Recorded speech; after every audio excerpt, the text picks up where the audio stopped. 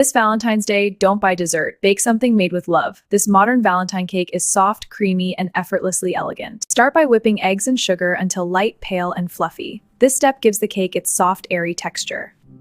Add milk, oil, and vanilla. Mix gently. This keeps the sponge tender and moist. Sift in flour, baking powder, and a pinch of salt. Fold softly until smooth. Never overmix. Bake at 170 degrees Celsius for about 30 minutes until golden, soft, and fragrant.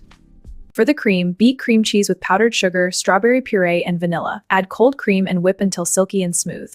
Slice the cooled cake into layers. Spread a generous layer of strawberry cream and add fresh strawberries for brightness. Frost lightly for a clean, modern look. Simple, elegant, and beautifully romantic. Decorate with strawberries, white chocolate, and a touch of gold for Valentine magic. Save this recipe, bake it for someone special, and let love do the rest.